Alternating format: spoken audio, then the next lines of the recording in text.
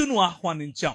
దేవునితో సంబంధాన్ని కోల్పోయిన కారణం చేత జంతువులు మన మీద తిరగబడ్డాయి, సృష్టి మన మీద తిరగబడింది, గాలి మన మీద తిరగబడింది, నీరు మన మీద తిరగబడింది, భూమి మన మీద తిరగబడింది. మనము అధికారం చేయాల్సినటువంటి ఈ ప్రపంచం మనపై అధికారం చేయటం మొదలుపెట్టింది. కారణం ఏమిటి అనంటే, అంధకార సంబంధమైన దురాత్మ సమూహములకు మనము కొమ్ము కాసేట్లుగా నిర్ణయం తీసుకున్నాం. ప్రభు అన్నాడు, రాజ్యము నాది. మనం అన్నాం, కాదు, నీది కాదు, రాజ్యం నాది అని అన్నాం. దాని పర్యవసానం మనుష్యుల మధ్యలో మనిషికి పొసగకపోవటం. అత్తకు కోడలకు పడదు, అమ్మకు కూతురుకు పడదు, నాన్నకు టీనేజ్ బాయ్కి పడదు.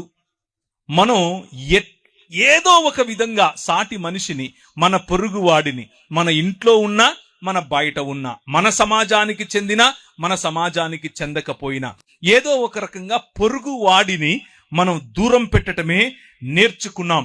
Man rejected the order.